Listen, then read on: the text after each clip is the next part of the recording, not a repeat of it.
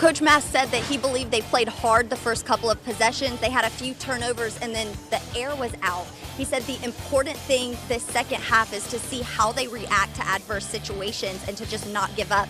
Coach, you really capitalized on St. Paul's mistakes, scoring twice off of turnovers. How do you continue to apply pressure in the second half? You know, our defense has been doing that all year. Gutsy call to go for it on fourth down, but ultimately paid off with a touchdown. What went into that decision to go for it? It's, like everybody, we work on things all year long. You wait for the right time to pull it out, and it just worked out for us that time. It's working well, Coach. Thank you. Appreciate it. Terra caught up with Steve Mass. What did Coach Mass have to say, Terra?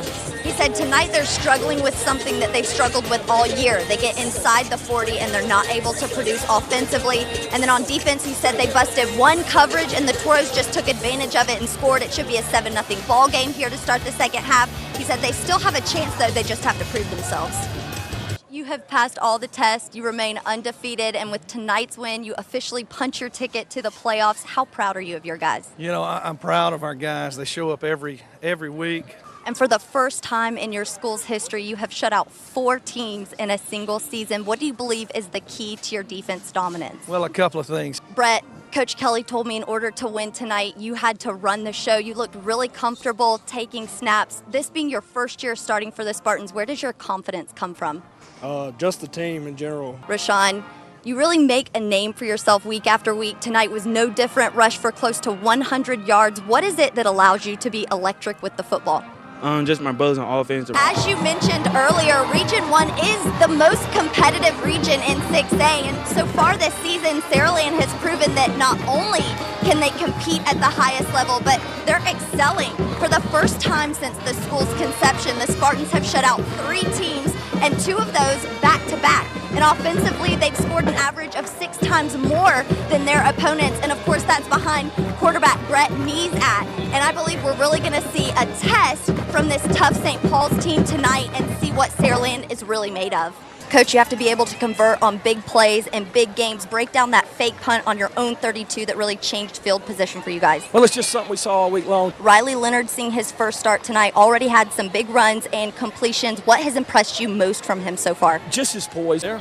Guys, nothing but positive energy coming out of that Baldwin County locker room. Coach McDaniel said offensively there were some things that they needed to capitalize on in the first half, but it's really imperative that they score on this opening drive. Then he said defensively he thinks that they made some adjustments that hopefully they'll be able to hold blunt here in the second half. Coach, your defense was dominant tonight. Not only did they stop the Toros, but they really put your offense in a position to score. How did they do it?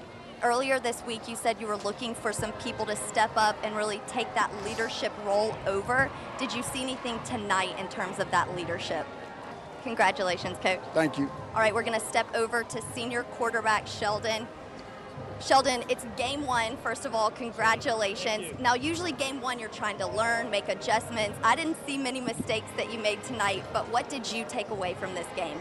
And in your senior season, winning your first game at home, continuing that 26-game home winning streak. Put into words how you feel right now. Oh, it's amazing. Everyone's life has been touched by cancer in some way, and no one knows that quite like Spanish Fort athletic trainer Rob Milam.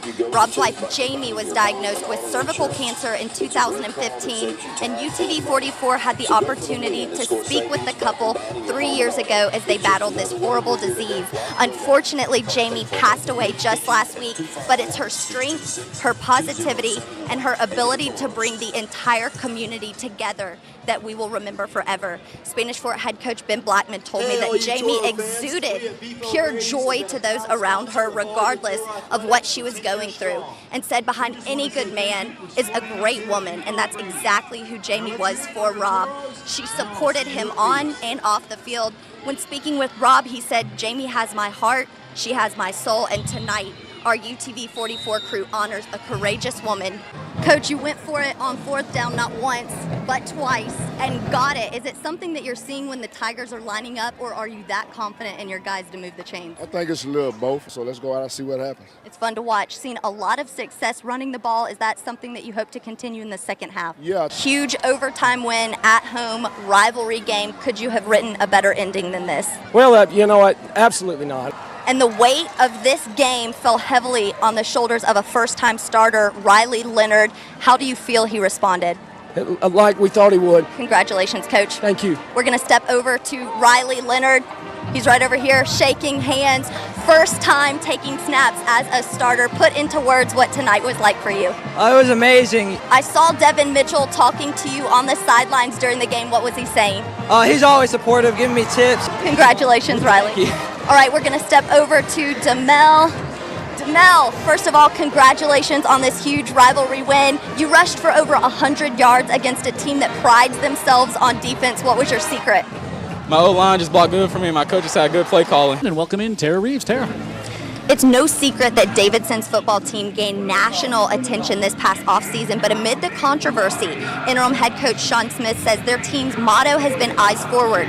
They're focusing on one game at a time, and he said his guys have been resilient. They haven't given up, and because of that, they're undefeated in the region. He's looking to make it 2-0 tonight. Coach, you struggled to get first downs early on. You've now hit your stride. How are you able to settle your offense down and put points on the board?